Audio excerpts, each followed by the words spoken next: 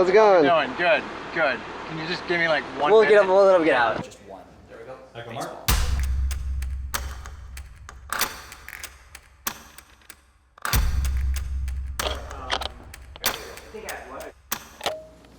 We good? Booze or drugs? Bigger problem. Well, it was one fueled the other. How about the best time you guys ever had together? Nobody OD'd, everybody got laid. How about that?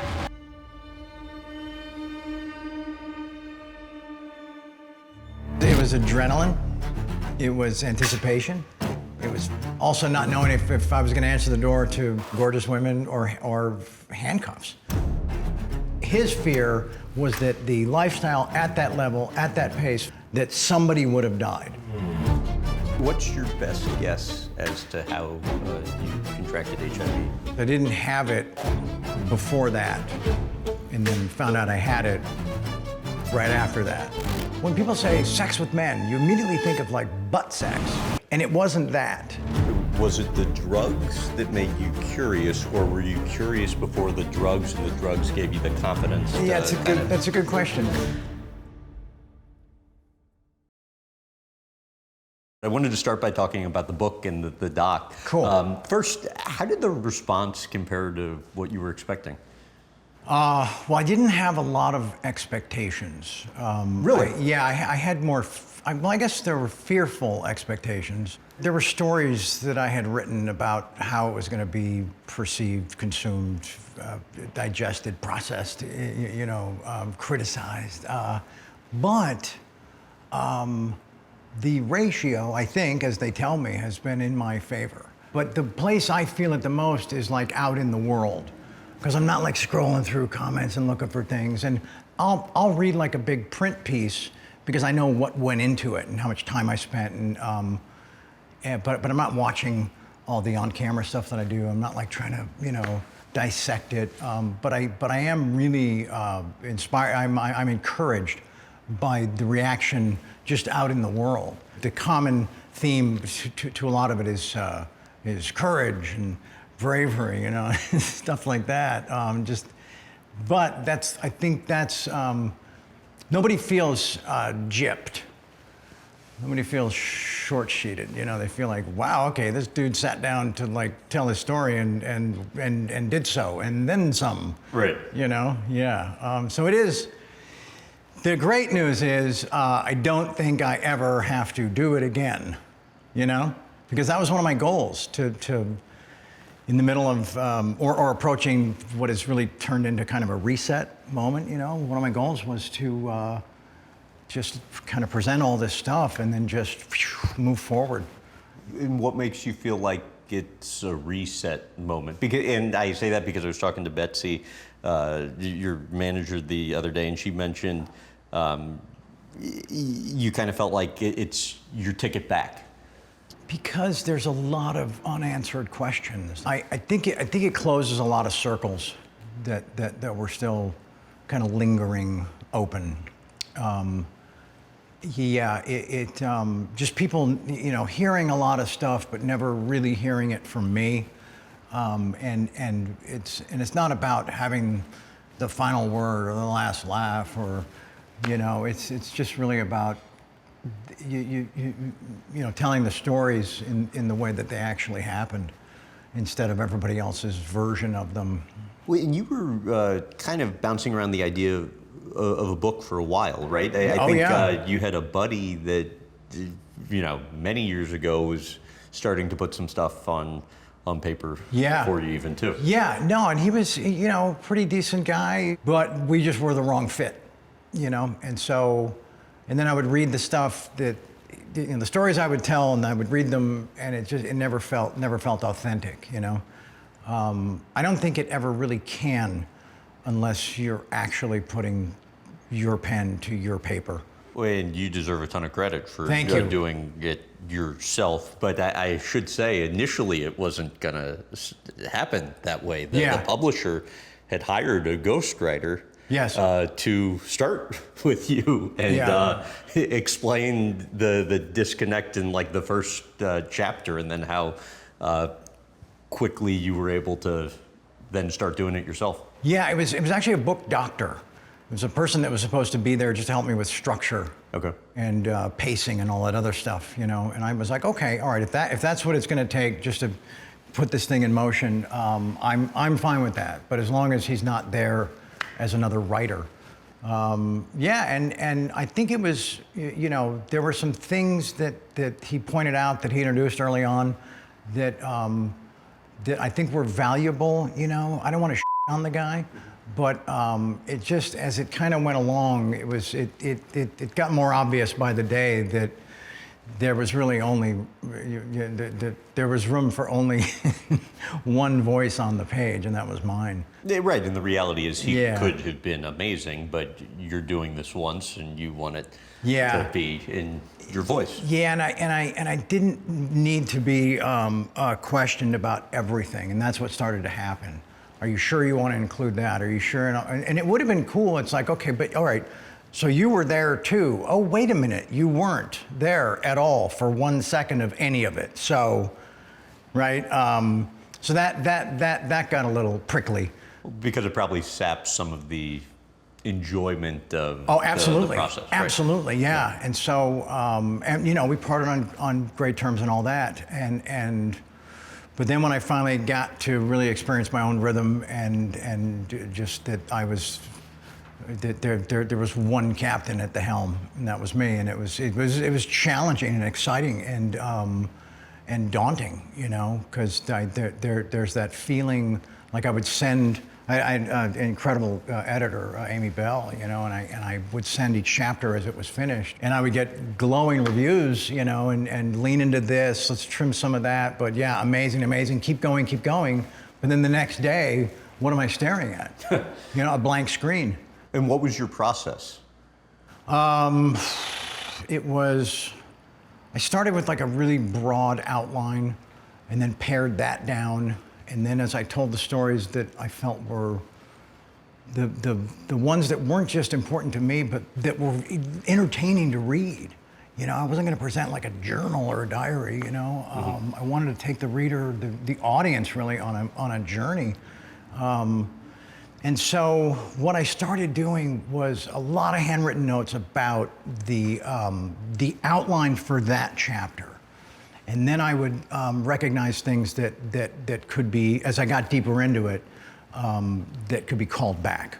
Stuff that I could connect from the past to the future to the present, to stuff that sort of followed me, either cosmically or symbolically or just mysteriously or creepily, you know? And so yeah, and I just think I gained more confidence as the process unfolded. Was it easy to remember? Yes, it was. It was, yeah. And the stuff I couldn't, I didn't rely on a lot of other people to fill in those blanks because then it's their story. Mm-hmm.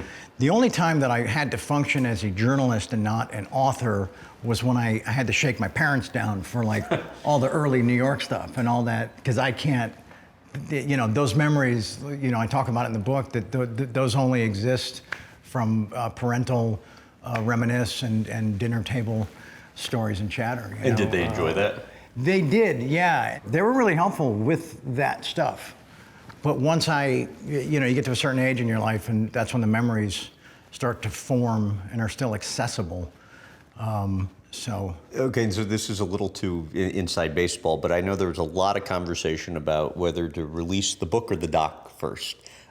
You initially had one opinion that you kind of later felt like maybe that, if I had to do it over again, I probably would have released the book first. But then they came out like within like 6 hours of each other, just on a different date, right? Yeah, that was interesting. I initially felt that the doc would be just a wonderful companion piece to the book, and also kind of set the stage for it and be a great endorsement for it. And then a lot of the stories that I had agreed to do that were like really cool, big, splashy press pieces, they then said, those are dead if the doc comes out first. Because then they can no longer say, for the first time ever, speaking about this, and this, you know?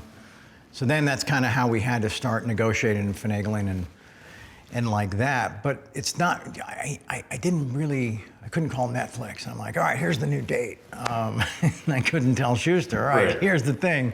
At that point, they're gonna do what they're gonna do. And I think it worked out pretty good though. So I want to take you way back to when you were a kid and growing up, but I wanted to kind of start by talking about your dad.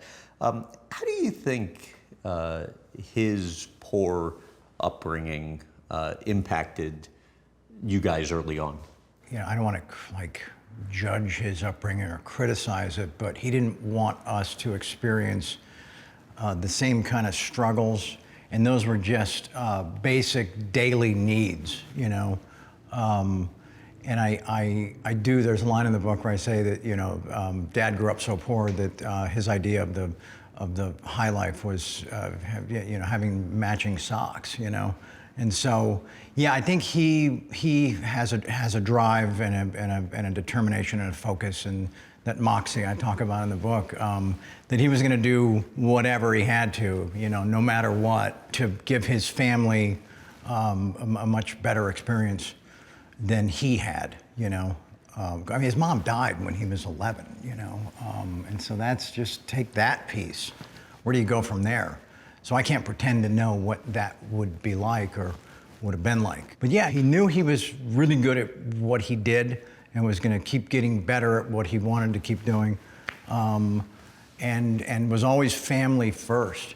He wasn't one of these guys like, all right, I'm going to Spain, I'll see you in 3 months. He was like, all right, we're all going to Spain. All right, we're going to Italy, we're going to the Philippines, we're going to Mexico, we're going to the moon, you know? He would have his deals structured in such a way that we were, you know, we would get extra tickets and hotel stuff. Which had to be the coolest thing ever when you guys were kids. Yeah, it wasn't, because you get to a certain age and school is actually fun for a minute and you're making friends, and then it's like you're just kind of abducted, you know, by aliens, and you just vanish one day and then you wake up and you're in a different part of the universe. But it was cool culturally. It was, I think, eye-opening to just get a sense that the world was a lot bigger than Malibu, you know. By the way, what was the deal with sleeping bags in houses? But that's one of those details that Emilio reminded me of when I talked about that first place on Point Dume. It was on Birdview Avenue, and he said, "Yeah, dude, I don't know if you remember, but we were all in one room for a year in sleeping bags." And why? Because Dad wasn't making the kind of dough that everybody just assumes he was, and he was job to job, check to check, and so, you know, you're renting places, and, you know, food was more important than actual beds. And a bunch of kids are sleeping. Hey, you know, we're camping for a year, so yeah, it's just what we had to do, you know. You called Apocalypse Now the greatest movie ever made. Correctly, I labeled it as such, yeah. What makes it that for you?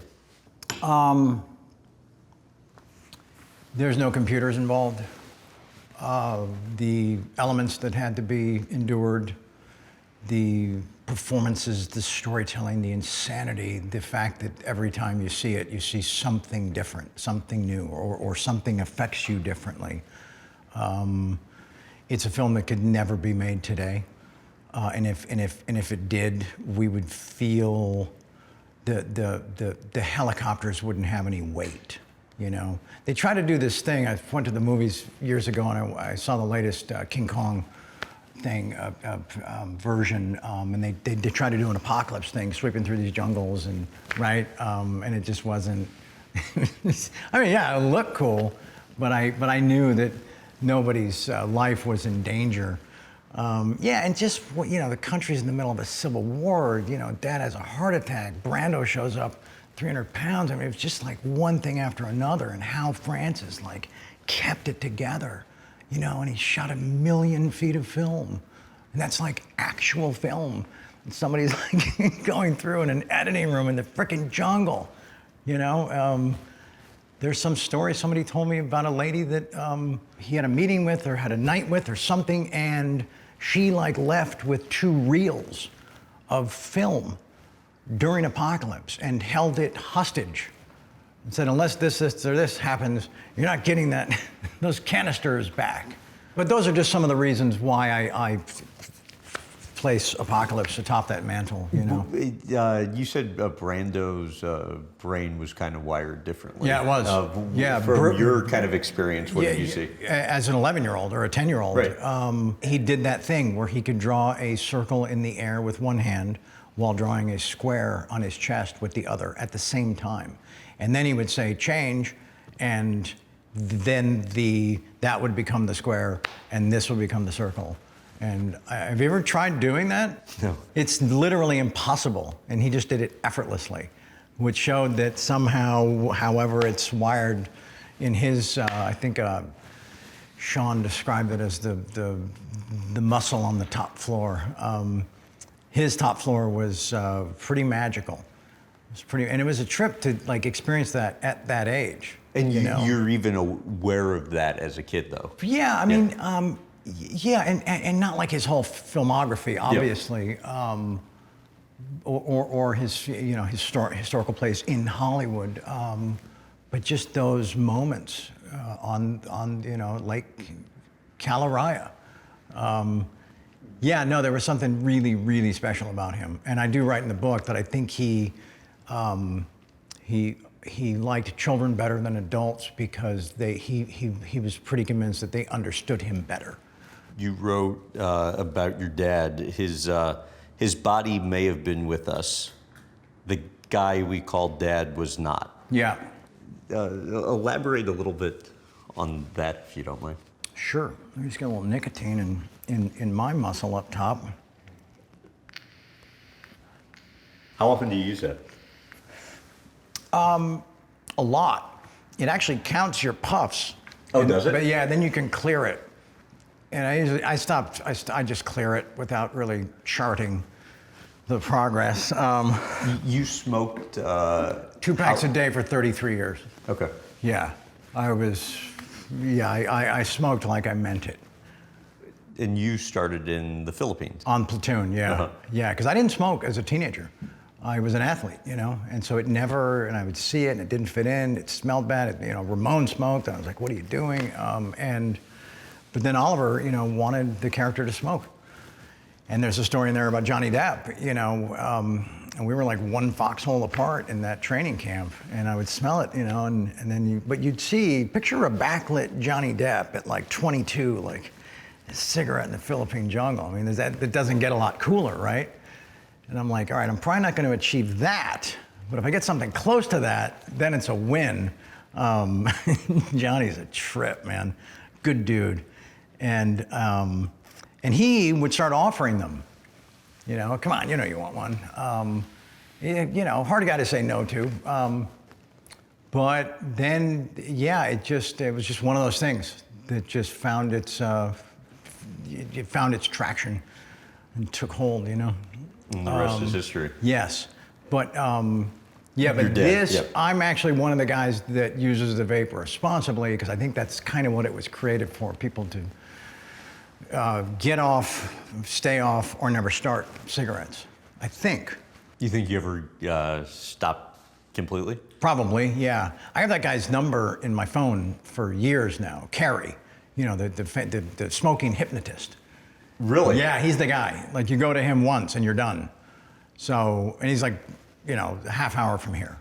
So I know that's like right there and available. I just haven't spent that 30 minutes getting there yet, Making steps, though. Yeah. Yeah, and my daughter Sam read a book that promises, the Alan Carr quit method, promises when you finish this book you will be done with nicotine.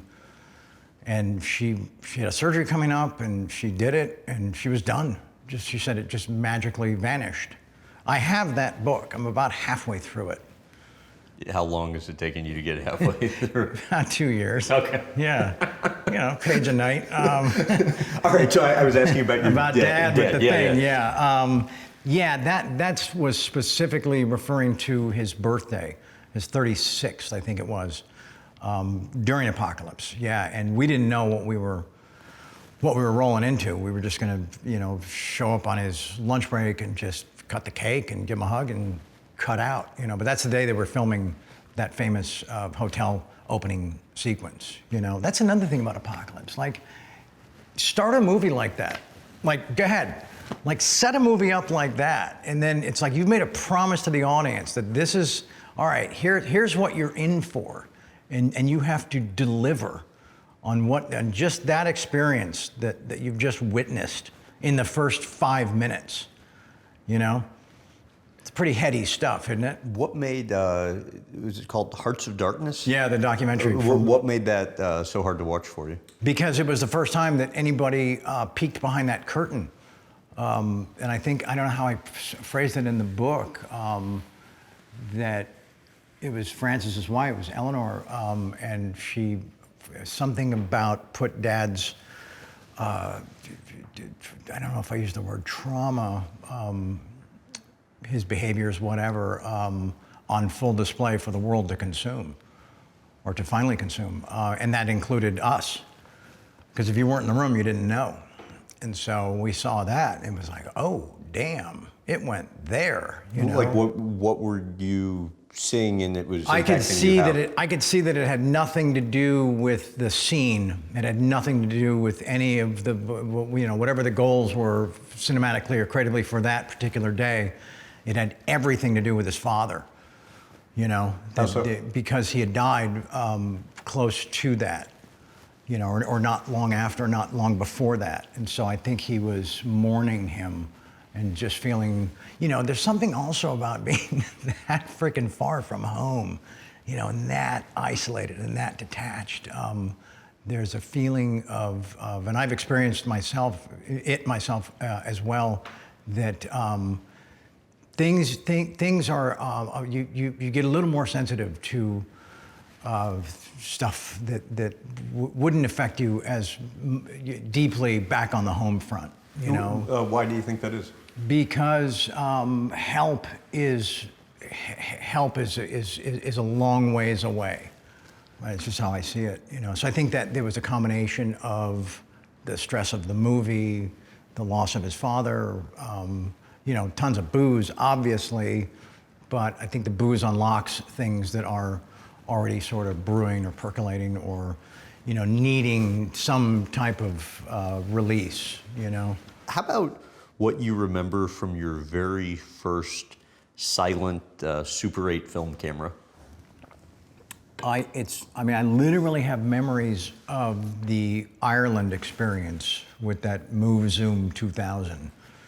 And it was, you know, we were fascinated by it. And as I write in the book, it wasn't about like making, you know, boring documentary, shooting the countryside and the culture. It was about like, all right, now we have one piece of equipment that is, you know, it's not as big or as fancy, but it's what Dad uses to do his job, and this job that we've been, you know, up close and personal, observing, digesting, you know, and not really like planning, like, oh, cool, that's what I want to do one day, like not even close to anything like that.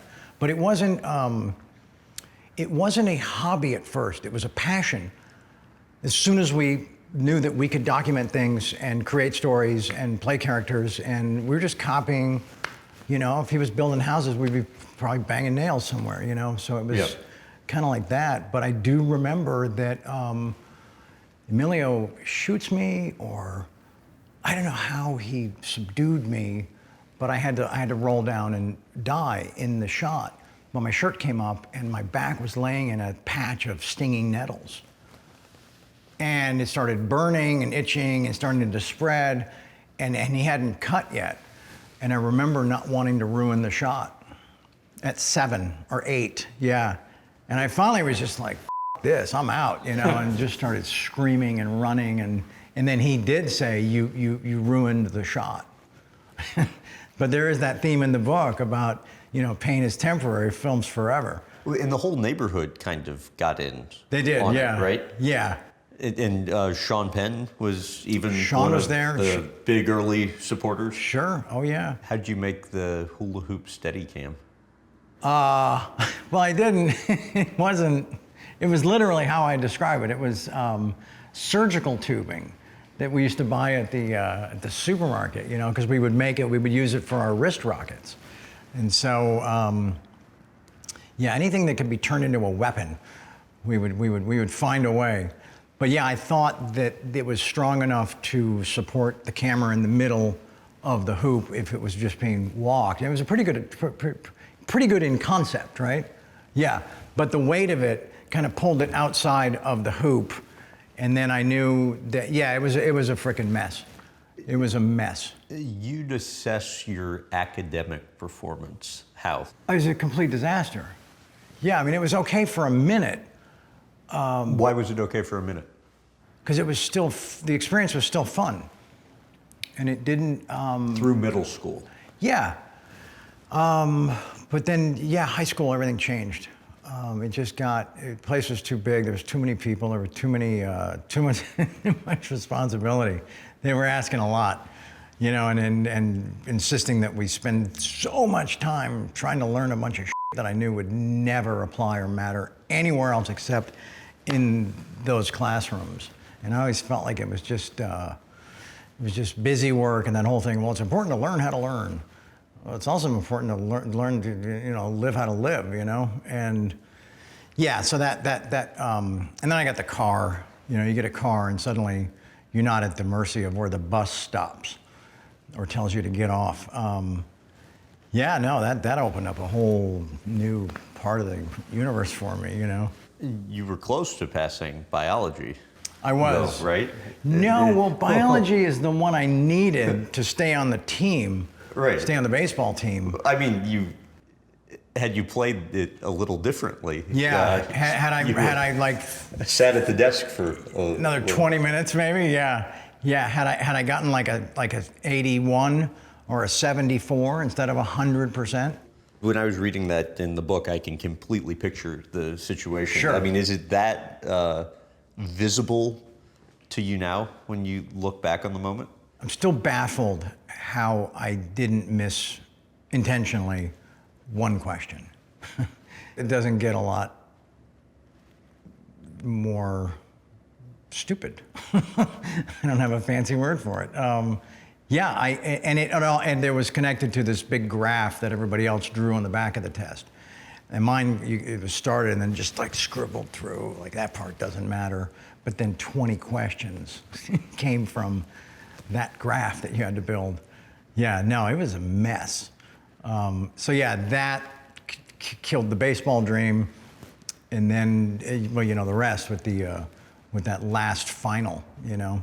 I mean, I guess reality is the baseball dream, probably the best thing that could have happened was it I think not so. working out I because think so. it gave you the ability to pursue this other childhood Sure, passion. or the motivation to at least, yeah. Yeah, it is pretty ironic though that the one class that, you know, decided whether, you know, I get a diploma or not was English. And then there I am writing a story about that in a book that I'm writing. I just wish Mrs. Farmer was still alive to read it. And you did end up getting the diploma. I did, yeah, on The Tonight Show with Jay Leno. Yeah, they finally realized enough time had gone by. I was only a credit and a half short. And they were like, just give it to him. Get him out of our hair, you know? MGM and The Karate Kid. How about when you look back on your dad's advice today? How do you reflect on that? It's good today. It sucked in the moment. How so? Because it killed an opportunity that could have been really life-changing, you know? I shouldn't say it sucked in the moment. It was probably the right thing in the moment, just looking back, but we can't look forward in the moment, right? And even when we look back, we can't change anything about it. So you can't have regret because unless you just want to stay stuck in that piece of time, it's probably a good thing. I don't know that I would have kept the job once it started because I didn't have enough experience to take on something that required, you know, all those nuances that. How so? Well, if you look at the performance, if you look at what Ralph did with it, it's a fantastic performance.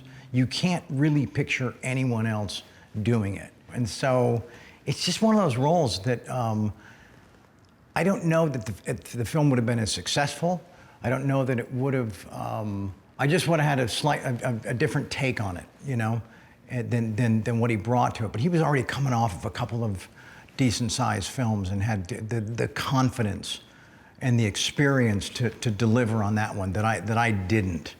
It would have been yours. You just had a conflict with a lesser project. With the Grizzly thing, yeah. But your dad, to his credit, said, "Your word's your word." Yeah, no, yeah. Which was great advice. That one big film won't carry you as far as a noble reputation in this business. It can be hard for him as a father, though, too, when he's sure aware enough to recognize that this could be a massive break for you. Yeah, and keep in mind, and he's not gonna be thrilled that I'm sharing this, but he's shared it, I think. This is coming from the guy who turned down Blade Runner. Has he ever publicly mentioned that? I'm not sure. I think it's been inside. I think I read it somewhere. Yeah, he didn't want to do Blade Runner. And his reason was what? I don't really know. Okay. I don't think he got it. I don't think it was his cup of tea, you know. And I think that was, yeah, but whatever. But he's consistent in you know, sticking to his guns, right? Yeah, no, I think he helped me. I realize now he helped me more than he hurt me with that advice. You want to jump around a little bit to Please. some of the film and TV days over the years. How about the first one being you're taking over for Michael J. Fox, sure. who you just mentioned, in Spin City. Right. First day you're there, Steven Spielberg is following you around doing behind the scenes, right? Well, that was actually, that was on a pilot. Okay. That is the reason Spin City happened. Got it, okay. Yeah. It was called Sugar Hill. And that's where I met Gary Goldberg. But that had to be crazy. That was a trip, yeah. Okay, so do you explain because, that? Well, Gary Goldberg and Steven were really good friends, and I guess Steven had been at the pilot taping of Family Ties, right?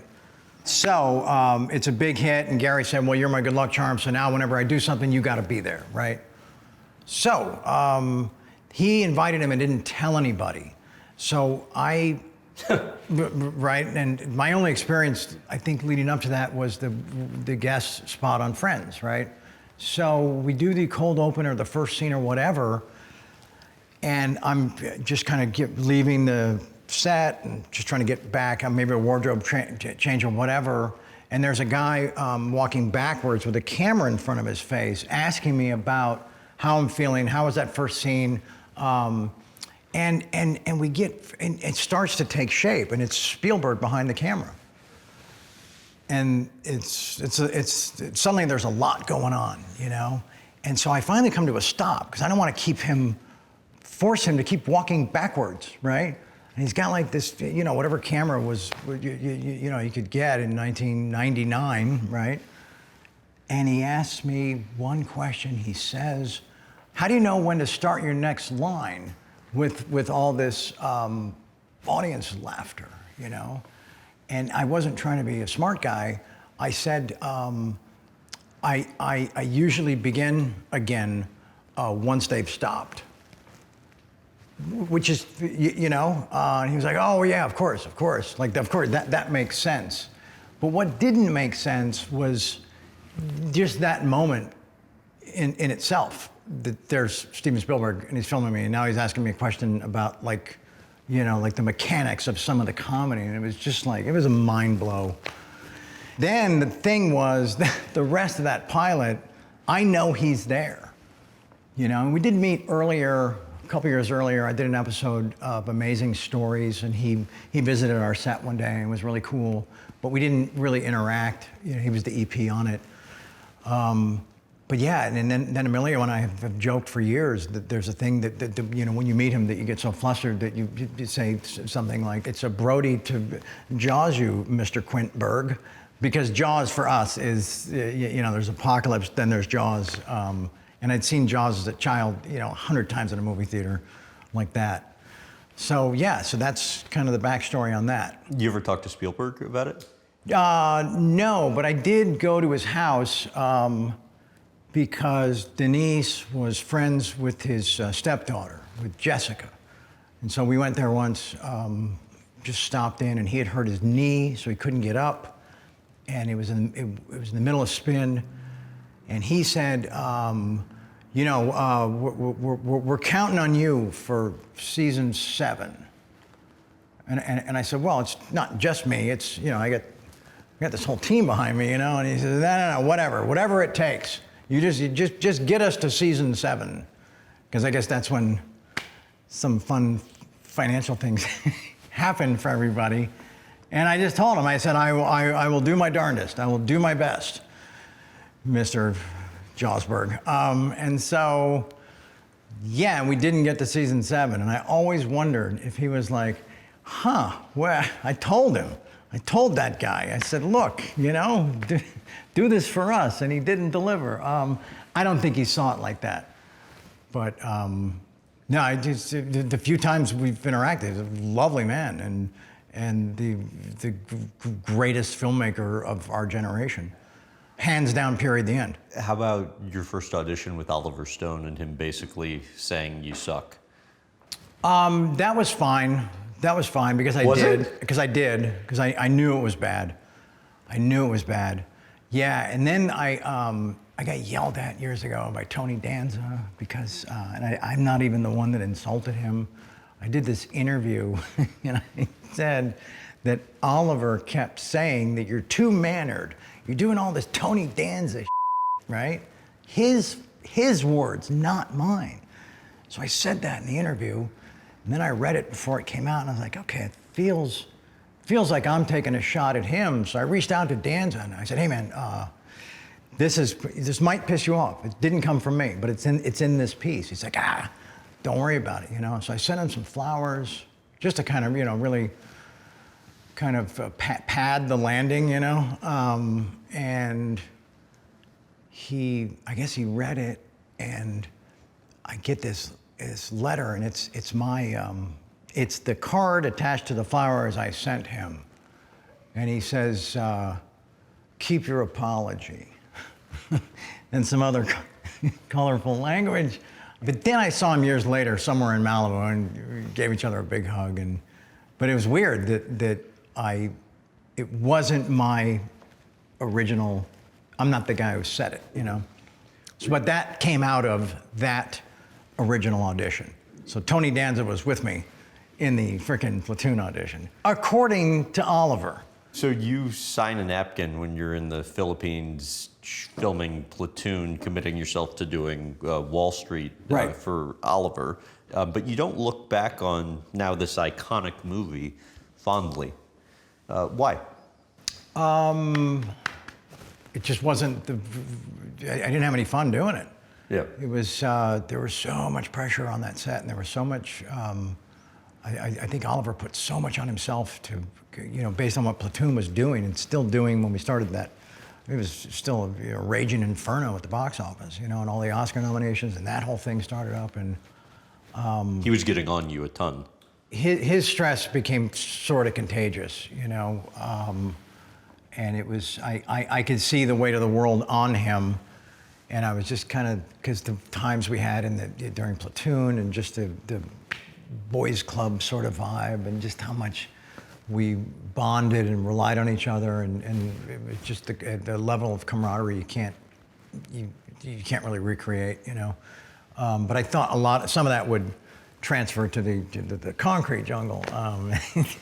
It didn't. I mean, I'm not saying that every day on it was like, you know, digging ditches in a heat wave, but it just had a different frequency than Platoon. And then when I saw it, you know, I'm not putting anything about my performance on Oliver. I got to be responsible for that shit. But yeah, I just didn't feel I looked comfortable, or just like I really understood what my responsibilities were in the movie. I was so confused by a lot of the actual content, a lot of the financial stuff. It just was like a world I'd never cared enough to investigate. And the training for it was insane. It was very tedious and really frustrating. And I write in the book that I just at one point just said, all right, I'm just going to say it like I mean it, and I don't care what it means. And not, because I don't have to like really break it down. I don't have to be an expert, except to sound like one. Right. But it was still, then you run into like serious imposter syndrome with. And that's been a theme kind of at different stages of your life. Right? Sure. Yeah. And I don't think I'm alone with that one. Right. But yeah, and it's just so strange that people. Like it's like the number 1 or 2 talked about film like out in the streets is Wall Street, Hey man, it changed my whole career because of that movie. I'm like, right on, dude. Yeah, and it's cool. I mean, I'm glad that I left behind something that people really enjoy and still watch and pass down to their kids and all that stuff. But yeah, and also I was writing the book and I was like, okay, well that one's described as, being really flowery and all the, everybody's best friends on that one. And the next one was like, okay, and that went really well. I'm like, there's gotta be, all these film sets can't sound like, it was just one big freaking happy family or nonstop party, You ever talk to Oliver about why he gave Tom Cruise the role that you and Oliver agreed you were gonna play? The thing that was weird is he said, I want you to do Born on the 4th. And we had meetings about it, and we had a dinner with Ron Kovac, and then I stopped hearing from him. We stopped talking about it, and I reach out to Oliver, and I'm told that he's in Cuba, whatever. This is like 1988 or 89, right? I'm like, okay, well, tell him I'm looking for him, And Emilio he calls me, and he says, hey man, you sitting down? And I think somebody died, right? I'm like, no, what's going on? He says, Cruise is doing Born on the 4th. I love that Emilio thought that I need to be seated to get news he thought was gonna make me faint. I mean, what are we doing here, right? It's a movie. But it is a big deal. It was a big deal, yeah. Well, it was also the betrayal factor of it, right. So I was like, okay, all right, Oliver's been a fan of Tom's for a long time. It's a different movie if Tom does it than if I do it. And I was like, what are you gonna do? Like what, you can't lose something you never had. But you guys had already agreed that it was yours. Right, I didn't sign a contract, there was no, but there was a handshake. We were far enough down the road to feel like this was our next thing. I mean, you signed a napkin in I signed a napkin in for Wall Street. I know, yeah. So my word was honored between us, but it's fine. But so you guys crossed paths in a bar? It was one conversation. It was in a bar, like in, I don't know, man, Long Island or someplace. And I stopped in, and he was there, and I was drunk enough, and he was drunk enough for that thing to finally be brought up. And he was like, I just felt like you didn't have any passion for it. I felt like you lost interest. And I was like, well, I didn't see you. How do you know, like, how much passion I lost or interest that evaporated if we never talked about it again? He was like, my instincts told me that, the Oliverisms, he could just tell. Whatever, it's fine. And then, it wasn't like a thing where, I'm gonna talk shit about him, because then you see the movie and you're like, oh, okay, all right, he turned it into that. When someone gets a job and does that with it, you're just like, oof, of course. You don't sit there and dissect it and like, I'd have done that better. No, go yourself. That's and he should have won the frickin' Oscar, But yeah, and then I did some just forgettable films sort of around that same time, although Major League was not one of them. So I don't know if Major League happens if I do Born on the 4th. Really? Yeah, I think the timing of it's something like that. And people are like, people are going to research this, and they're going to find the timeline, and they're going to correct me, and I don't care. I'm just pretty sure that one would have gotten in the way of the other, And if it's not true, that's what I'm going with. So I want to talk to you about fame. You had written, I flew private jets to the championship games of all 4 sports acronyms, usually booked day of. Bouncing like a pinball between conversations with the most unique and creative folks alive was exhilarating. A guy can learn a lot when the night's travels include Madonna and Jack Nicholson. Pretty good line, isn't it? Yeah, like describe. Well, I did describe it. That continues. There's stuff about accidental master classes and stuff like that. No, what I was trying to do, especially with that section, was just try to give the audience, give the reader a sense of, what that felt like, what the just how life-changing it was from literally one day to the next, because it's BP, it's before platoon, and it's AP, it's after platoon, and so it was. That's why there was really never any time to make any adjustments or kind of prepare for the unknown. Well, how do you prepare for the unknown? You don't. And I'd seen a lot of friends, close friends, with their, meteoric rise to their own levels of fame. I'd been around it with the Emilio crew. Brat Pack. I go out of my way in the book to never call them the Brat Pack, because I know how much each of them despises it. Why? Because it was a label that was put on that moment in time that was a magical moment for all of them. And because this guy couldn't get the attention of a few hot girls that night at the Hard Rock, he decided that it was their fault and he was gonna just, here's what you all need to be referred to as for, moving forward. And I always just thought that was cheap. And then that guy in the freaking documentary that Andrew does a really good job with has like a real moment to say, yeah, I could have rethought that. And he just keeps it just mayor of Puttsville, So whatever. That was like a conscious decision to not use just that dismissible and cheap label. You said your self-destruction that came from a long time of wanting things you couldn't have. And this is where you referred to, I guess, to use the name you don't like, the Brat Pack. Right. And then even your best friend Chris got, super famous on the heels of that too. Footloose. Yeah. Yeah. Why do you think that's where, that was the genesis of it? Because it was within arm's reach, but light years away.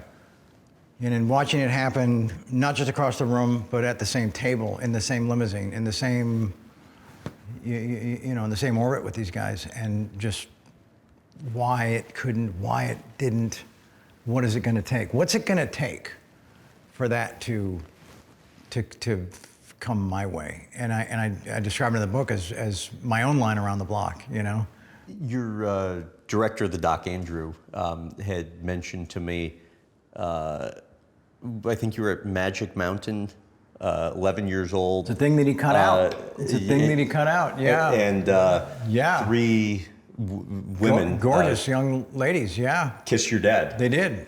Okay. Yeah. I could see them hatching their plan, like in a little circle right over there, and getting the courage to make the approach, and I'd seen it a lot with people wanting autographs or a picture, and I thought they were going to do the same thing, and I couldn't really hear what the dialogue was between Dad and the three gals, but I guess it was they said, "This is what we want to do," and he was like, "Sure," not in a creepy way, and I didn't, and then I say, "Okay, they're going in for a kiss," and I thought it was a cheek thing, and it was like right on the lips, 3 in a row. And I'm like, hold on a second. I saw that as like, okay, there's another part of it. And you remember how that affected you? Oh yeah. It's like I gotta, find a way to, acquire some of that magic sauce. Yeah, it was cool to see. Tell about Candy and the time together. Candy was a complete fantasy, and I know it happened, and I know she existed because of the fallout from it. Was that Dad got the credit card receipt, And there's this charge. I was in the living room watching TV. It's like midday, and it's the the old like a MasterCard billing statement. And he just during a drive-by, he doesn't even stop. He just drops it in front of me, and there's arrows pointing to this $200 charge. And there's just one question: what's this? With a question mark. And then he walks all the way back to his office in the back of the house. And so I'm looking at it like, oh. And I thought about, what story can I build? What crazy alibi can I try to sell him that he's gonna know is complete bullshit, So that was kind of a long walk back there. And then it turned into a 2-hour lecture, about sex versus love. And, when there's money involved, it's not this. And it's just like, all right, okay, got it. I was just gonna agree with anything just for the lecture to end. But he was cool about it. He wasn't like, you're grounded for a year. No, he needed to, just highlight some things for me about the experience that he thought I might have overlooked or was deceived by or confused about, and I wasn't. I was like, okay, that made that happen. This thing, there was a financial component. And it wasn't like, I didn't really care about that part. I thought she was really good at her job, to be honest. Okay. You wrote, the feeling I'd get from the gate buzz or doorbell when the girls arrived was like 100 Christmas mornings all at once. In my favorite age from childhood. What's that age, you're wondering? Explain that. But how do you explain that? How do you put words to that feeling that I put words to? It was adrenaline. It was anticipation. It was fear. It was excitement. It was... unknown, I think. Yeah, because I also follow that up with also not knowing if I was going to answer the door to gorgeous women or handcuffs. Anytime you roll those dice, you don't know if someone's been infiltrated on the other end or if someone, and it's interesting the way that played out, that I always kind of had that fear that it was gonna go bad eventually. Why do you think you had that fear? Because I knew I was breaking the law. You can debate, the validity of that law, but it's still, it has a penal code attached to it. No pun intended. So that was low-hanging fruit, sorry. Yeah, but it was cool when it wasn't handcuffs. And it never was, because that never happened on my end. That was all the that went down at base camp, Was that more exciting companionship to you than a girlfriend or a lover? Different type of excitement, for sure. Yeah, because it wasn't, we didn't have the internet, so it wasn't like you're going through a bunch of photos.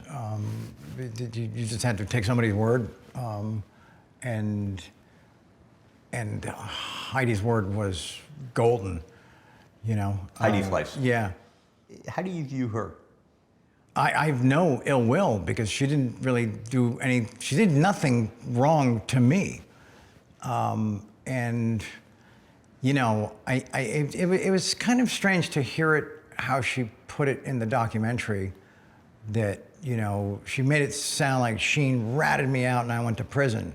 There's like a whole kind of middle section that she left out, Okay, explain that. Well, she didn't go to prison because she sent me girls. She went to prison because she didn't pay the taxes on the money that she made from sending those girls. Because that's what they went after. They didn't care about this misdemeanor nonsense. They cared about, this was like Treasury Department shit, Something that you didn't completely get into in the book was, you talked about, though, had you had to do that period over in terms of interacting with the government, right, you would have handled it differently. I would have eaten it. You would have? I would have, yeah. Why?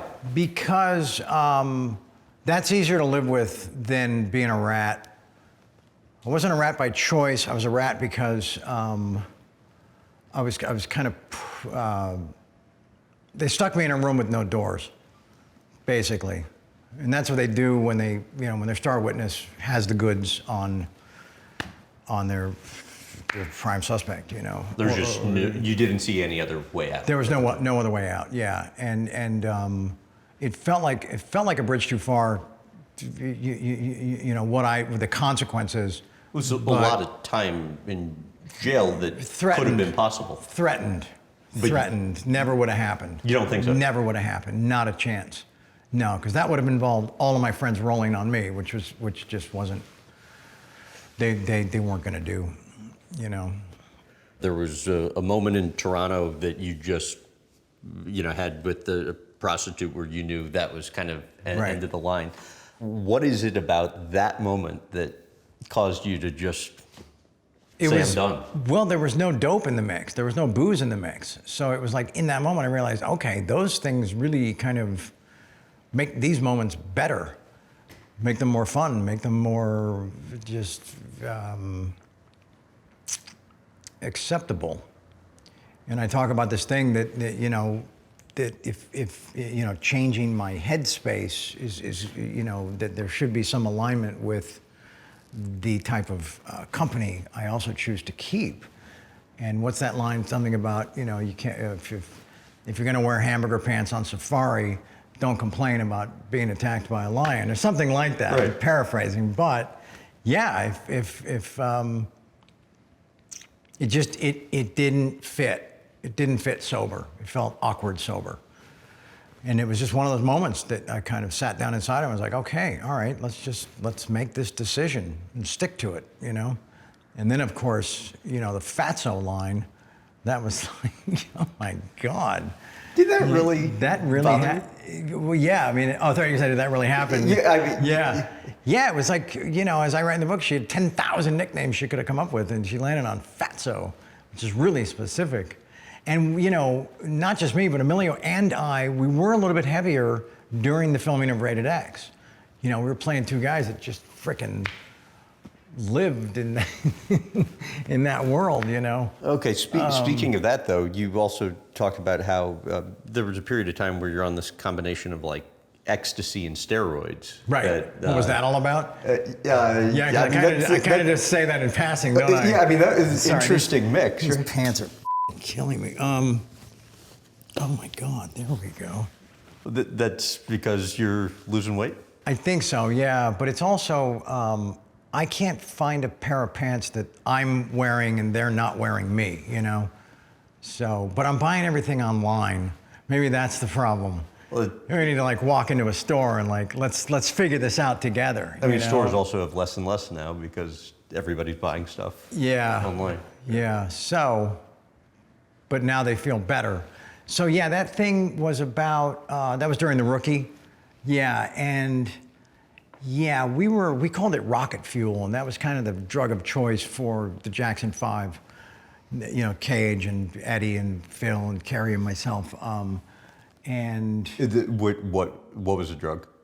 Was ecstasy, okay, yeah. And so nicknamed rocket fuel, because there was jet fuel was cocaine, but then rocket fuel was X, And then there was a guy working on the set, and I don't know if he was Clint's trainer specifically, but he was there in some capacity, some health capacity. And then he was like, hey, I can get steroids if you want those too. And I'm like, sure. And so I'm doing Anavar and that kind of stuff, but just getting bloated, not working out. You gotta work out if you're gonna do steroids. Right. I mean, you shouldn't do steroids, but if you're gonna do them, you need to hit the weight room, right? Yeah, it was just an ill-advised combo, and just got so bloated. But there was also other very telltale behaviors and red flags connected to all that. And Clint was just like, this has gone bad. Yeah. Do you remember that? Well, I just remember kind of that I could tell that there was an air of suspicion, and that felt bad. I felt like I'd let him down, Did you guys ever talk about that? I've seen him out in the world since that, and he's always, congratulated me on, just getting my together. Yep. And hope you're doing well. And no, always lovely and good tidings with him.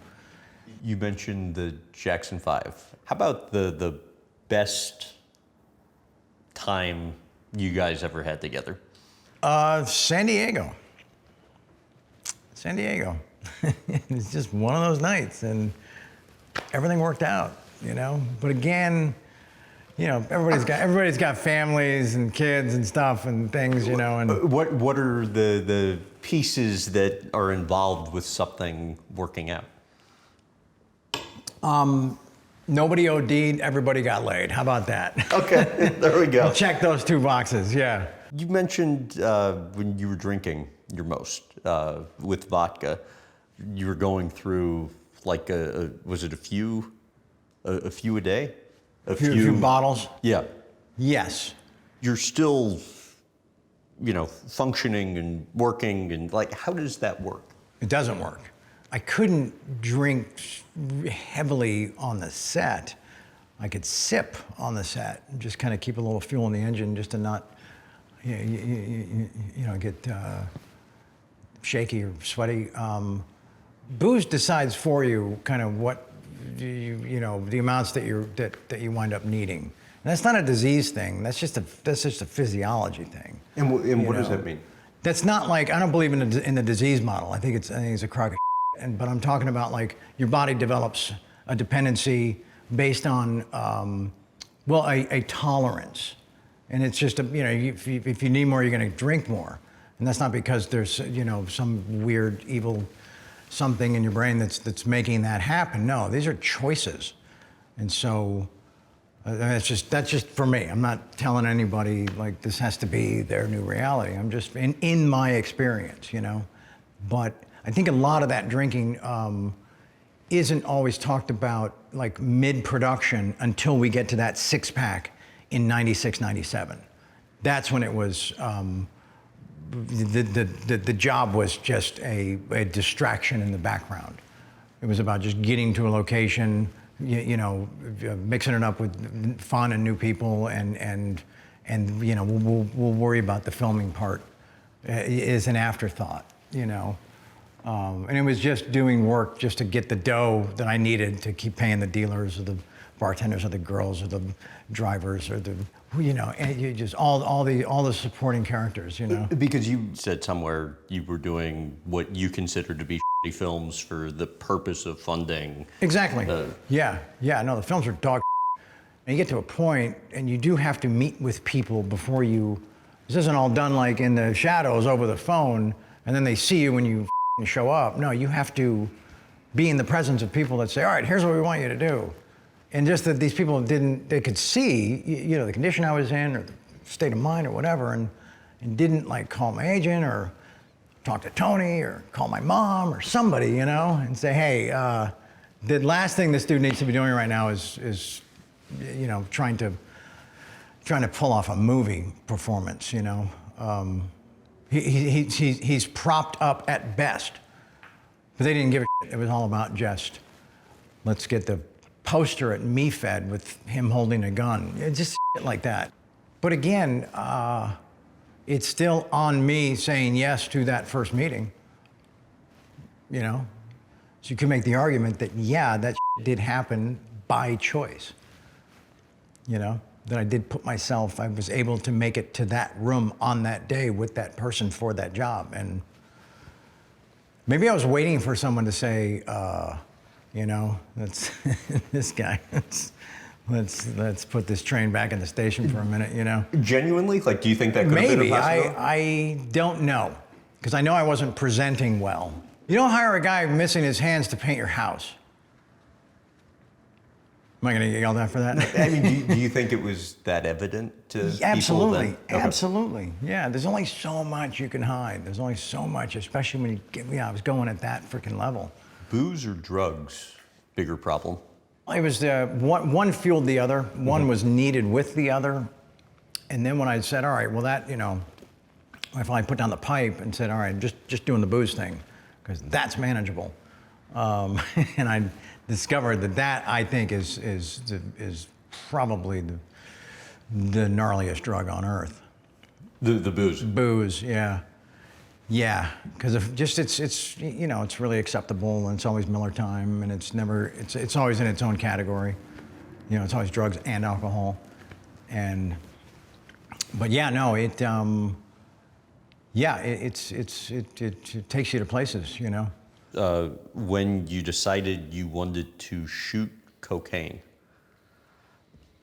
Like, what was the thought process there, and then what do you remember from actually happening? Yeah, it was really, it came down to what was available. Because that whole chapter starts with trying to get off the needle for that other drug, Nubane. And so I got hooked on that. And then... for how long were you? Like 4 months. Okay. Yeah. And so... And that started with a sexual encounter that led to this person sending you drugs all over. Yeah, it started with a nurse fantasy. And I'm like, you don't by any chance have the outfit? And she was like, I got it in the car. I'm like, all right, well, why not tonight then? So, yeah, and I decided it was time to put that down and just it was, I talk about it in the book, just gonna drink that poison out of my veins, the other poison, right? And you decided to put it down because you realized this was gonna be bad. Yeah, it was getting ugly. And I needed more, and it was, I was to have long sleeves. I talk about, need a bigger tattoo or a longer sleeve or something, Because you'd never done needles before that. No. You always stayed away from heroin. Yeah. But that was the moment where you started. Yeah.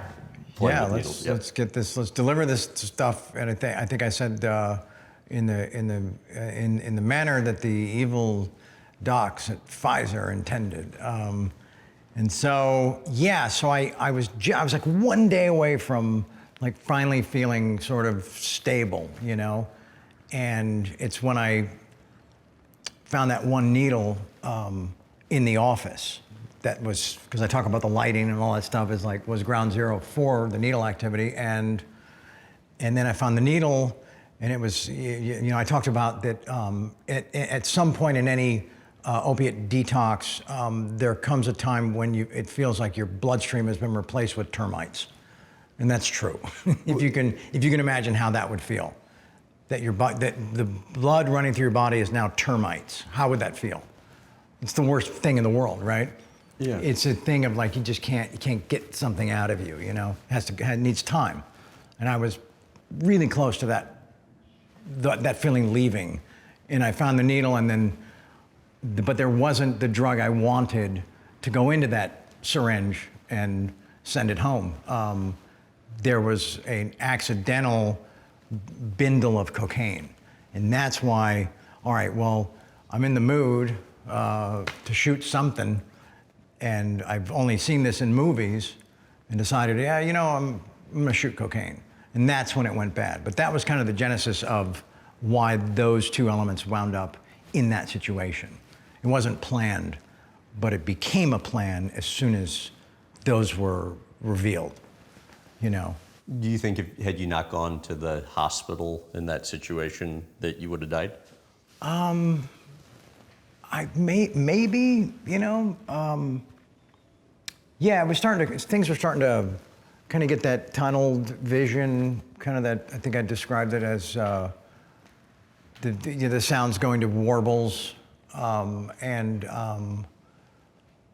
just black cubes getting larger. Yeah, it was terrifying. It was terrifying to you when you were actually in it? Oh, yeah, because I was starting to lose control of my legs, and I could only take these really tiny, short steps because my feet were shaking really bad. And it was just like, man, this has gone really bad. It's gone to that place that I never thought it would wind up at, Did you believe when you were told that the cartel was cutting you off? Thought it was a joke. Okay. Thought Marco was making a joke. Yeah. And he was, you can tell when that man is dead serious. Oh, you can? You can, yeah. And he was like, what did he He just said, like? this is not a joke, see? This is real. And I was like, okay, how do we fix it? And he was like, I don't know. So it required some negotiating and like that. What was the negotiation? Just that, first of all, convincing them that he wouldn't. I mean, look at his day job, right? He's not going to turn into a dealer just because now he's sitting on mounds, of dope. It's like So he kind of had to explain it to them, like, no, this is a unique situation. This isn't like you've normally sent that much because that dude is distributing, and then, yeah, it did, but it looked like that to them. But he had to explain that who their customer was, and that just wasn't part of, you know, it's not something this guy would ever do. And that was on the heels of, what was it, like snorting almost 4.5 pounds of cocaine over 3 weeks? No, it wasn't snorting, it was smoking. Oh, smoking. Yeah, which is a big difference because, you know, you've never done crack, right? I've not, no. Yeah, you know what? I don't recommend it. Yeah, I think that's one you should avoid. I don't know that it would enhance any part of your life at this stage of the game, you know. Yeah, so that was cool. I mean, it's cool that they came to their senses and the party could continue. Here's a tough topic for you. You know, we were obviously just came from talking about kind of the period of your life where, you know, drugs and booze. Sure. Just, you know, sobriety was not a thing then. There were, you know, well-documented stories that you weren't always as nice to exes during this period. Sure. When you reflect back on that now, what do you think about? I just think, you know, a lot of it just could have been handled just a lot more peacefully, just a lot more civilly, or with more civility. It's difficult in those situations because, you know, as parents, you become a protector, you know, and then when there's a threat that something is between you and your children, that raises the stakes to places and with feelings that you've never experienced, or I'd never experienced. And so it kind of turns into like this stand you're gonna take for your children, you know. Sometimes a lot of that rage can be, you know, I see it as passion. You know, I think passion sometimes is confused for rage. I mean, there's different levels, of course, and then you do cross that line. And I'm sure they'd say the same thing, that you know, nobody should have taken everything so personally. That it really wasn't, it was, you know, so you tried a relationship, it didn't work out, now you gotta go through a few things to button it up, you know. I think it lacked a certain maturity on both sides. How so? Just not engaging so much in the stuff that we were, you know, that each side is being told to keep each camp inflamed, you know, because that's how those guys stay rich. That's how you know, that's how those lawyers stay rich. I think there's a pretty good line in the book where I say what is it? They preach unity, but sow division, and something about the you know, profiting on the sorrow or something. I wrote it better in the book. But yeah, they all have dinner at night and say, okay, all right, they're getting close on this. Let's make sure we screw that part up. Let's make sure that they don't agree on that. You know, he's offering this, but make sure she doesn't know that until the next. You know what I'm saying? It's a whole freaking game that's played, and a lot of people don't know, but in California is one of the states where you can both have the same lawyer in those proceedings, you know? And if we'd have known that, we'd have been like, fine, let's just that guy, Dave, you're f***ing hired. And then, you know, then you've taken away that one component that thrives on the you know, the constant state of conflict, you know. What would get you worked up the most? The kids stuff. Okay. Just here's the thing, you know, and suddenly you're not allowed to spend time with a human being that you helped create. Based on what? Well, you're dangerous. Based on what? Well, they said this. Okay. And they're like, what? They're like, he threatened and just my whatever, life, whatever it is, whatever the it is. And it's just like, okay, was it recorded? Is it on video? Was it a thing? Was there a witness? No. Okay, so again, based on what, you know? And you know, but yeah, I'm glad. It's not, you know, I mean, I'm more than glad. Obviously, it's a peaceful place that we've all arrived at. You know, I think as you get older and you don't have the energy for all that chaos and rancor and just, you know, that toxic shit, you know. Well, in the negative headlines you'll read about that I was alluding to, do you think it was more the lawyers that were leading you to get to that place, or just the lack of sobriety? It was a combination, sure. Yeah, it was just, you know, you get frustrated, you get, you just run out of patience for certain things. There's only so much, like the level of tolerance for unresolved conflict, you know. But, you know, it's like Denise talks about in the doc, and Brooke even talks about it. It's, you know, when there's kids in the mix, and we should have arrived sooner where we are today, you know. And that's why I don't get into it in the book at all, because the kids are going to read it. If I was going to write about it, I would have had to have written about both sides. Yeah. And nobody wants that. What do you think you learned from going through all of that?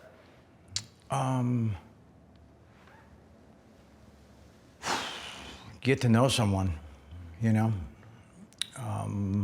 Don't be in a rush. Meaning? Rush to get married. Rush to get married. Don't be like, you know, it's like there's just so many examples of people that are having a great time and they're deeply in love and everything's working out and they're like, we're gonna get married. And then it's just like, you know,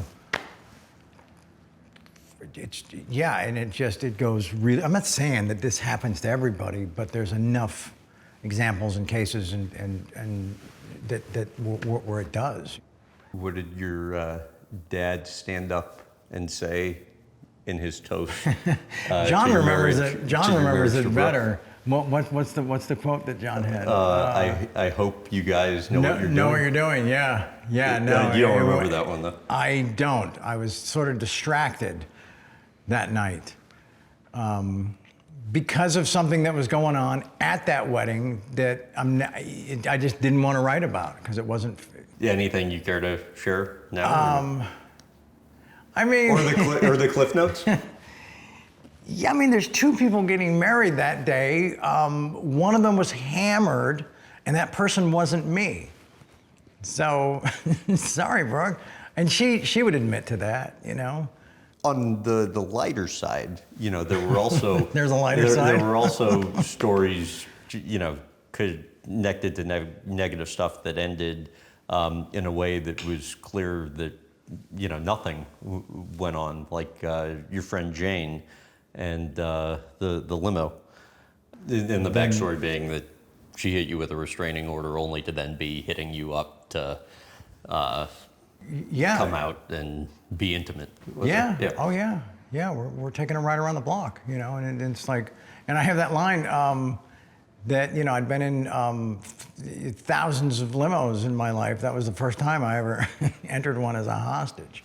That's just a side of the story that was I never had the opportunity to share. And I always felt like that was kind of one that was an open circle that needed closing. And the reason it's not in the doc is because I said that I think it's a better story if we can include her. I said, let's hear it, let's bring this person in. And we couldn't find her. And we literally hired a private eye.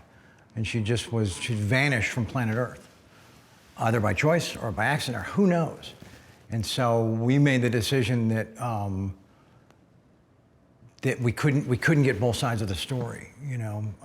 But the one that was out there for so long, I felt needed some amending. And you amended it how? By telling, you know, the backstory, by telling what happened after, to then still be in that person's company by their choice after all that stuff doesn't support all of those claims, you know. And we had a great time. I mean, it wasn't like, and that's all in the book, you know. I was kind of hoping maybe that would generate some type of outreach from that person. And really? Well, yeah, just like, how have you been? And the reason I, called her Jane is because I didn't want people prejudiced from the second they started reading that chapter. I wanted them to at least be engaged in the experience and absorb the story in a way that they're not automatically attaching their experience, their memory of it, right from the get-go. How would they have been prejudiced? If I'd used her real name. They would have said, oh, okay, well, this is that thing where I know how it happened, and this is what the thing, and the rest of this is a lie, and shame on him. So at least I get someone into the story deep enough, and then maybe they start recognizing certain details that are similar or familiar or whatever, and then it's like, okay. And by then, they're hearing other things that were never a part of it. And by then, now they're hearing that, there was a lot more there. I watched a number of the interviews you've given in promoting the book and the doc, and the only time that you seem to ever get a little uncomfortable is when people ask about how do you describe it in the book? Flipping the menu. Right. Yeah. The other side of the menu. Yeah. What about that has kind of still given you pause when people inquire about it? Because when people say sex with men, you immediately think of like butt sex. I mean, sorry to be graphic, but that's kind of like where the mind goes, right? Yeah. And it wasn't that. So I don't want to be like, okay, I did this thing, but that part of it didn't happen, but it didn't. You know what I'm saying? And so I don't know that matters, but that's the only part of it that I'm like, it wasn't full-fledged, man. It was that like you'll experiment with in college, I never went to college, so maybe that explains it. But it's not a shame thing. Yeah. It's just kind of like that's a bit of a broad category that was more specifically, there was the curiosity about that was more specific than that. Was it the drugs that made you curious, or were you curious before the drugs and the drugs gave you the confidence? Yeah, that's a good question. I sitting here, I don't really know. I'm not going to say, oh yeah, it was absolutely the drugs, because there's two schools of thought that the drugs, open doors that are already somewhere in that house, or that they create them, So I don't know. It never happened without the insane amounts of crack. So really. No. What are insane amounts of? Like the stuff that you were asking about, Yeah. When the cartel says, hey, your man is dealing. If we're supplying that kind of weight, your guy is a dealer, and that's just the way it is. So, yeah, that's the kind of, and I think we made a really interesting choice, or Renzi did, to include Marco in the documentary, because Renz and I were talking about it in all the planning stages, and we know that Marco is he's the dealer. Oh, that's right. Yeah. I told Renzi that was my favorite interview. Okay, good. Well, we just decided, people have told these stories of, crazy partying and all the people, and I'm like, I don't think anybody's ever had their dealer in their documentary. And he's like, I don't think so either. So reached out to Marco, and pretty courageous of him to agree to do it, because we don't know like what the thing is, or who he still, whatever. Right. And he was like, yeah, sure, I did my time. I'll sit down, because he did it for me, which is really cool, What's your best guess as to how you contracted HIV? Probably in that pocket of time with the experimentation with the thing. And I don't really ever say that in the book or the doc, but there's a reason in the book that it does fall into that, as far as the chronology goes, into that specific window, into that moment. And what gives you the confidence that it happened then? Because I didn't have it before that, and then found out I had it right after that. But never identified the person that you actually got it from? No. Did you ever try? No, because it's at that point, that much partying, trying to actually pin that on and the only reason to do that would have been to just as a, just as like a responsible thing for others, right? I think the barge had moved far enough down the river at that point that it wasn't about that. It was about, let's get this thing under control, And describe the headaches that you started getting. I thought it was a brain tumor or spinal something or liver cancer or something terminal for sure, which is why I didn't want to go to the hospital. And I think I avoided it for like a day and a half, and finally just had to go. And Denise was helpful with that. She was helpful getting me there. But when you get the results, when you get the news, and you're like, oh, okay, all right, let's just take this in.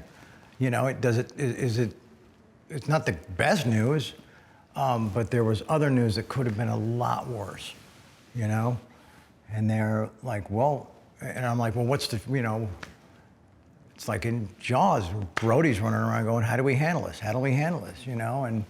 And they said, well, the IV that's been in your arm for the last 2 days, that's already, done wonders. You're responding perfectly to that. And like, okay, so when it's, when you're in that moment but there wasn't a thing where I was like, all right, well, we're on the 8th floor, so if I leap out that window, I'm not gonna survive, It wasn't about that.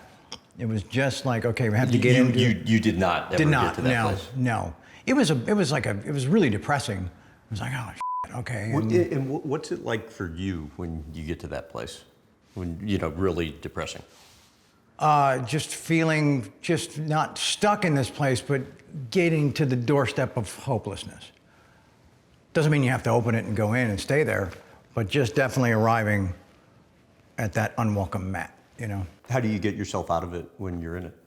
Because I had some perspective to look at it as, okay, I thought it was going to be this, and it's not. So that's a pretty big win that I'm going to take in the middle of this big loss, And so, it was like, okay, we can treat this thing, and there's like, here's all the technology for that, So I was fortunate that was all available, And I read somewhere that whatever the initial meds you were on, you felt like they gave you borderline dementia.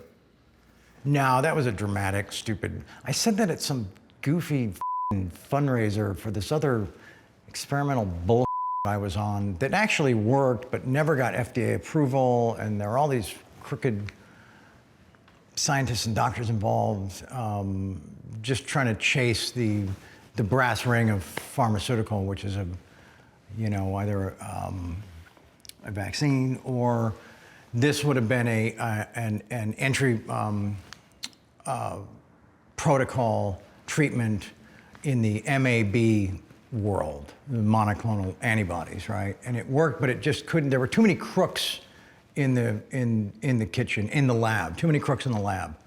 And I just remember getting up there, and I said that just kind of off the cuff, and there was a big investment group there, and I was trying to make this thing sound awesome versus the other that I'd been on, which, by the way, saved my life, right? Yeah.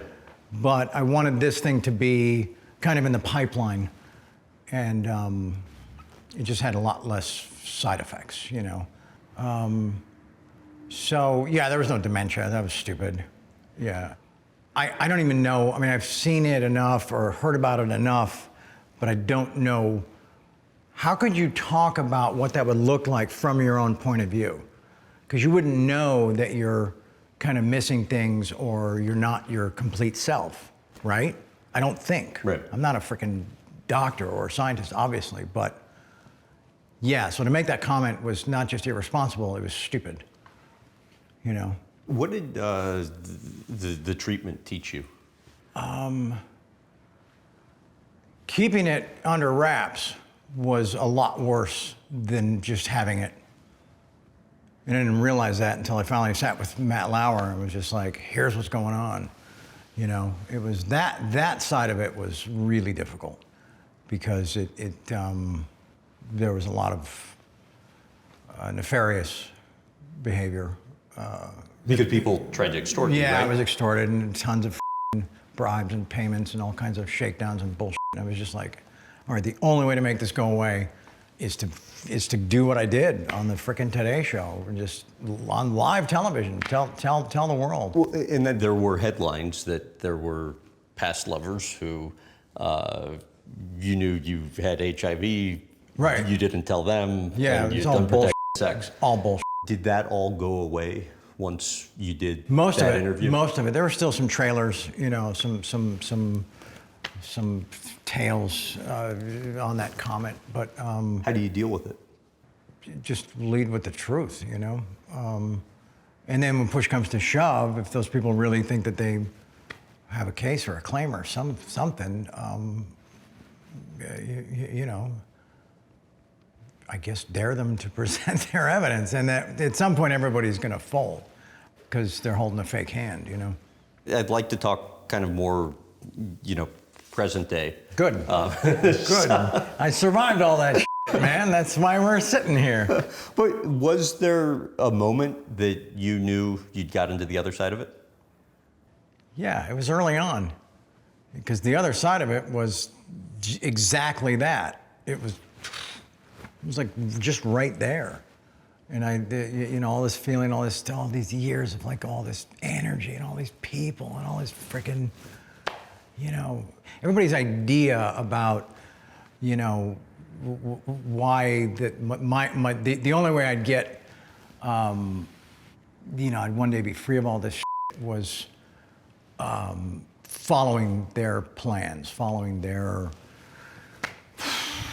you know, just doing it their way.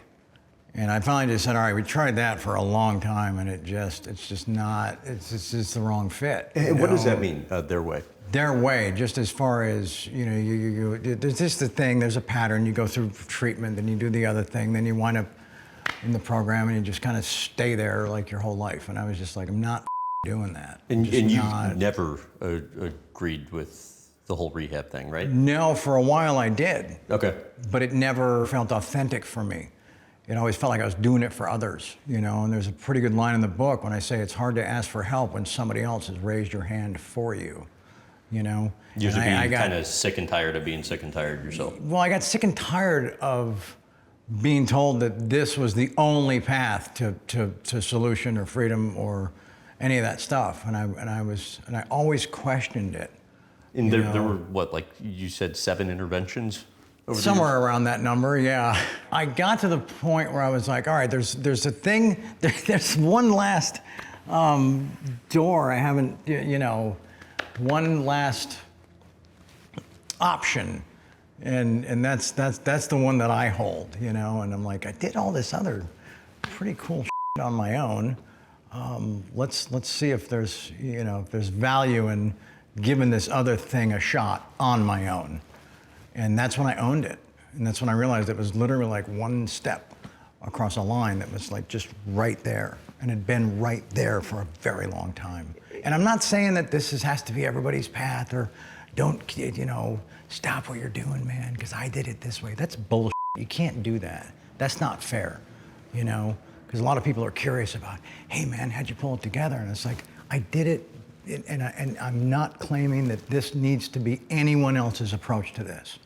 I just got to a place in my very unique experiences in this lifetime, in that world, and decided that this had to be the way it was going to happen. It was the only way I was going to own it, you know?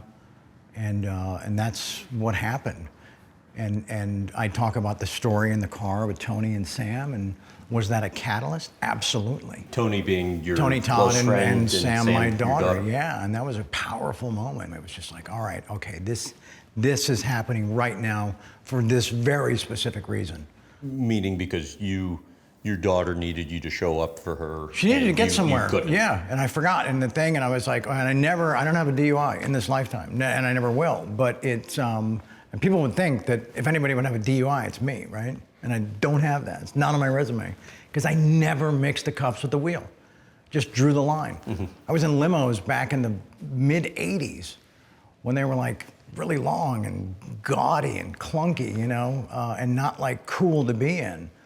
You know, I'd drive past popular bars in Malibu, and there's my 911 still sitting where I left it that night, sitting there for 2 days. They're like, when are you gonna get your car? I'm like, when I'm not drinking. It's like the math is really simple. But yeah, so then that turned into, you know, there's a thing in the book I talk about, you know, there's talkers and doers in this life. You know, and in that moment, it was time to, you know, to shut the up. There's nothing left to say and just get busy doing. And it was literally the next day, you know. People are like, oh, but then what about like, I'm like, what about nothing? What about like, that's when it started, and that's when it was completely embraced, you know? And I'm not saying like there weren't, you know, days where it felt like that would still be a good idea. Of course there are. You can't do something for that long and rely on it for that long. And then like just one day be like, goodbye forever. No, because you know, it becomes part of your DNA. It becomes part of your blueprint. And there's people like, well, why'd you do that many drugs, man? And I'm like, because it felt great. You know what I'm saying? That's the part that like, and I'm drawn to people that just admit that right off the bat. You know, why'd you stay on the pipe for 10 years? Well, because it really felt good. And you add all those girls to the mix or whoever else to the mix, and yeah, it was a really awesome time. Until it's not, you know? But yeah, I don't look back on all that stuff like, oh my God, that shit, you know, it's the stuff that almost killed me. I mean, yeah, some of it, sure, but a lot of it is still fondly remembered, you know, and that's a pretty, you know, I didn't have to pay the ultimate price for that level of experience or data or memories or, you know, but I'm okay with like having that much knowledge about it, and you know, and you know, it's available upon request. How about that? Yeah, I don't roll around unsolicited like some douchebag that wants to close all the bars or tell everyone how to live their life. Off, right? But I'm here and I'm sitting on all this groovy stuff. So if you're curious about like any of it, yeah, boom, here it is. But I don't lead with that. By the way, I had written down a quote from a Playboy interview you did years ago. Okay. And I think it's relevant based on what you're just saying. But if you look at the core, the foundation of what I pursued, who the wouldn't? What red-blooded young American male in my position wouldn't? All the guys who criticize it would have done the same thing, but probably would have died because they don't have the Constitution I was cursed with. Wow. I was cursed with. How about that? That's an interesting button on that. Something else you said recently that I was kind of surprised by. You said you become celibate. Yeah. Why? Not like the creepy, like, you know, mom's basement type version. What was that whole category? Like incel, is that the thing there? Whatever. Yeah. Yeah, it just, I mean, as soon as I quit drinking, like all my kids like showed up at once, you know, and then the girls Sam and Lola would move in, and then, you know, they'd go back and forth to Denise, and then they cycled out, and the boys showed up, and then Brooke was available, but then unavailable, and then sort of over there, but maybe over here at times, and going through her own shit, you know. So it was like there was this constant, and it was cool, you know. It was like I could just, you know, be a dad again and have interactions and build relationships again and just be, in their lives in a way that I hadn't been able to. So, and not like living in a giant house with like 25 freaking rooms, you know. There wasn't any room in the reality that my life suddenly became, and I just wasn't interested. And I'd done so much of that, you know. The Rolodex is, you know, really sort of filled with all that fun, cool stuff, or uncool stuff, and so I just wasn't lonely without companionship, you know, and I wasn't going to bed at night like, darn, if only you know, if only the bed didn't feel so empty. No, man, it was like, okay, this is what I need right now, you know? I've been told, though, you'd like to have a partner. At some point, sure, yeah, because I think there's a lot of cool stuff on the horizon, and it seems fun to, you know, to share some of that, or at least the experiences, or whatever. Could you ever see getting back together with Denise? I don't think so. I don't think so. And I don't say that negatively. I just feel like, I think, you know, we came together in a way, and I think, I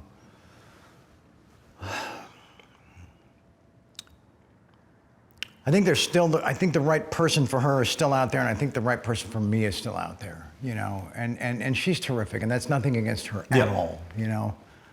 They'll try to spin that. Sheen rejects Denise. Or, I don't think so. I think you made that. And you guys have become, the reason I asked was because you guys have become Well, she comes to the premiere, right? Yep. And she's out there, and she looks freaking fabulous, and doing her, you know, her thing. And so I'm like, I should go out there, you know, not like, just to support her. Because you know, she's going through the whole thing with her soon-to-be ex and whatever's going on there, and it's terrible, and I hope it ends peacefully, you know. But I thought, okay, it's going to turn into a cool moment if I go out there. And I just ran out there, and I think that photo like went all over the world, didn't it? Yeah, it was. But in a good way. In a great way, yeah. And we both had, and then it gave me, because I had to do this speech that night in front of the were you at the premiere or no? I was not, no. No, but you know, I've never worked with Netflix, and like everybody that matters at the company was like there, and Renzi was like, you're gonna speak last. And he told me that on Tuesday or Monday. It ruined the whole week, you know?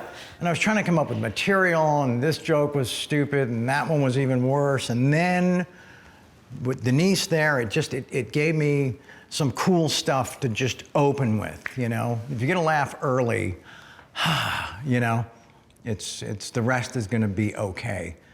And so, and then she was in the audience and loved what I said about her. So, yeah, it all sort of just found the right. It landed nicely, you know. You wrote, "I've come to realize the more glitz you rely on for identity, the more unidentified one remains." Right. And it took me a while, and the lesson was really pricey. Yeah, that's actually, that's from us first arriving in Los Angeles, and how Dad always preferred a home that was just that, a home, right? And there's actually a word that I invented for that line, which is doubloonary. The more glitz and doubloonary one relies upon for their identity, the more unidentified one remains. Yeah, and that's just about, you know, like pirate treasure, like, you know, gleaming gold coins, you know, or doubloons, correct? Yeah. So doubloonary would be like the amassing those treasures, you know, or the behavior that leads to doing that. So what's the lesson that you've learned? Oh, that exactly what I wrote, that you don't need all that. You know, it's not. It can't. Your identity, your core self, whatever you think you stand for, should not be, at least for me, linked to all things materialistic. You just never really get in touch with the stuff that really matters. You know. Obviously, for a while, you were living as large as one could live, and then the past number of years since you've been sober, from what I understand, you've scaled back a lot. Sure. Yeah, I'm kind of doing it in reverse. Right. Yeah, it's like you live in apartments or townhouses or places that they're a lot more modest, and then you strike gold, and you start living in mansions. I did the mansions thing early, and then now I'm back at it's totally flipped, and it's fine. It's kind of refreshing. What was that like for you? It was good because you can only fit so much of your stuff into a much smaller place. So when it came time to have to just like sell the big house and I don't. I don't like storage. I don't like, I think Carlin used to talk about, renting tiny houses for your stuff and then visiting your stuff in their tiny house. And it's just like this thing that we become held hostage by our stuff. So it was really cool to just shrink it all down. And how many things that we use daily do we really need more than one of? How many cars can you drive at the same time? How many watches can you wear? But I say in the book, these days, I wear a Timex and drive a Cadillac, and I write that proudly. I had one of the nicest, vintage watch collections probably in the country at the time, and was late to everything. Sometimes not by hours, by days, Was there a time in the past number of years where you were kind of feeling the pain the most financially? Yes and no, because I would usually take a step back, and it was like, all right, let's just let's get out of the want. This is what I want, and then let's just settle into this is what I need. And it's not an impossible adjustment, but it's not always the smoothest one either, because it comes with entitlement. Well, I'm so used to having this thing and having it that way. Why isn't it still like that? Well, there's all these things that I played a role in, that whatever, but my buddy, Eddie Braun, we were driving somewhere, and I was like, damn, Ed, I f***ed it all up, man. I gave it all away. I f***ing burned it all to the ground, and Jesus, now what? And he was like, well, now what is that you're alive. He says, and his fear was that the lifestyle at that level, at that pace, he was fearful that if it kept going on that same trajectory, that somebody would have died. And that somebody didn't even have to be me. That something in that level,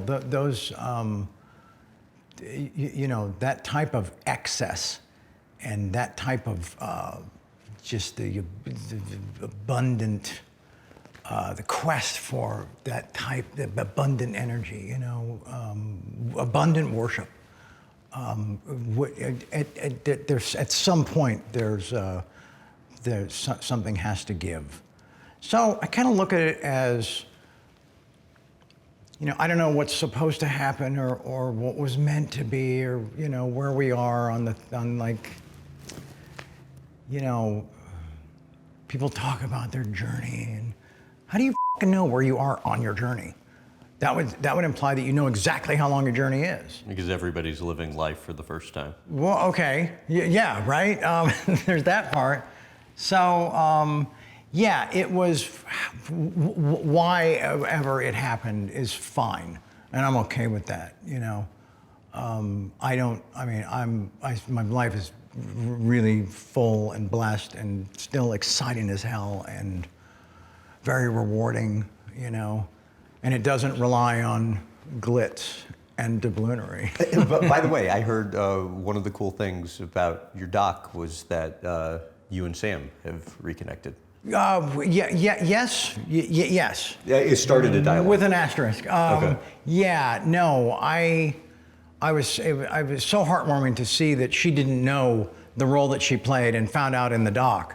And so I see that as a moment to reconnect. You mentioned you have 5 kids. What's it like being a parent and grandparent today? It's pretty good. I mean, not every day is great with it. Do you have any children? I have 8-week-old. Oh, geez. So, wow, yeah. Congrats. Thank you. Okay. Still in that lack of sleep phase. Yeah. Although my dad warns me once they talk, it gets even worse. So. Yeah. It's funny, we're in such a rush to have our kids talk and then walk. And as soon as they do, we tell them to, basically to shut up and sit down, Anyway, no, it's a trip. I've experienced a lot more appreciation from my own parents and thinking about, holy hell, man, with me, some version of what I'm dealing with. And you and your parents are super close. Yeah, we are, yeah. And always have been,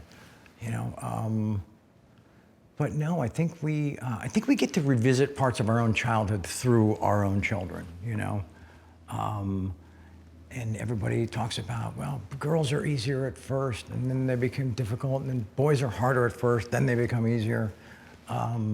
It's kind of this moment time with my children,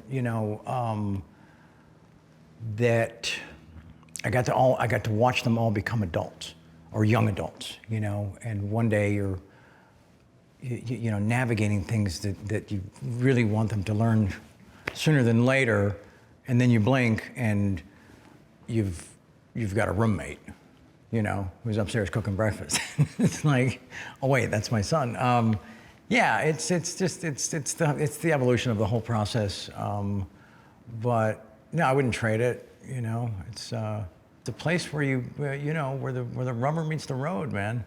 That's where you really find out like who you are and what you're worth and just the stuff that really matters, And then lastly, over the past couple hours, I've hit on a lot of the highlights from your life.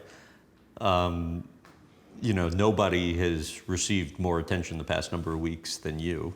I know more and more opportunities are, coming your way. Let's hope. What do you? I mean, but even talking to Betsy, that right. It is. What do you want for yourself moving forward? It would be really exciting for people to talk about my work again, and I'm getting a taste of that with the book. A lot of people are talking about the doc, and yeah, that is a version of my work, but I'm not a producer on that for a reason. And I can't say I was a hired gun for that, but I couldn't really shape that in the way that it ultimately was presented, The book, though, I did, and that I'm really proud of, That's the hardest job I've ever had and the most rewarding, hands down, period, the end. So I don't know if I'm ready to give up the autonomy of being my own boss, because that's something I hadn't felt in 40 years. And that was exciting, to not have to walk around a room and get approval from a bunch of people that had never done it before. And they're speaking to me like from, an expert standpoint, and basically telling me that I'm wrong about things that I'm the only one that knows about, So I don't know, if I were to, people are like, you're gonna act again? I'm like, yeah, probably, But I think it needs to be something really challenging, something fresh, something that's, that an audience is really going to appreciate. I don't have any interest in doing a bunch of art house films that play in one city and wind up on the carousel and 8 people see it. You know, I think I'm going to do something. It needs to feel like an event. It needs to feel like something that people get excited about. But again, I'm not knocking the book because that has given me, you know, I mean, these are 2 boxes that I checked that I never had experienced, had never. New York Times best-selling author. That's pretty good, right? That's pretty good. Yeah, thank you. So like that, the guy that got, you know, kicked out of his English class, I'll take it. I don't know what 2 o'clock is going to look like. People are like, what in the next 10 years? What do you? I don't know. But whatever happens, I'm going to be front and center to just, you know, wrap my arms around the good stuff and just let the, you know, let the nonsense just float downriver, you know. It's a cool moment to be in the middle of right now. It's a lot of work, and but the way I'm dealing with it is just I can only focus on what's right in front of me, and that's not a AA thing. That's just you know, paying attention to reality thing, you know. And there's that thing that you know, doing all these interviews and shows and things, and there's always the you know, there's the speech you give in the car on the way to the event, there's the speech you give at the event, and then there's the speech you give on the way home, you know.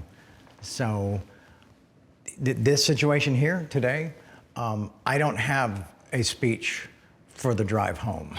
So that's a good thing. That's a good thing. It's a moment I'll remember. Oh, right on. You know, I know I've been after you for probably a dozen years about doing this. Been a minute, yeah. You did not need to do this, and I'm so grateful you did. No, come on. Thank you so much. But I told you when we first spoke on the phone, I said, look, it's not lost on me that you were there when nobody else was. You reached out when, you ever see Deuce Bigelow? Oh, sure. Yeah, you know, he always comes home and he checks it. You have no new messages. Just like he's a complete loser, right? That I had no new messages unless you were calling. You know what I mean by that? Like, yeah. Like just as far as media outreach, you know? And so that was not lost on me. That has great value, that you were interested, not because it was the time to be, a time to be interested in me. And so that's good stuff. Hell of a story. That's some noble shit, you know? Amazing. Thank you, sir. Amazing, thank you.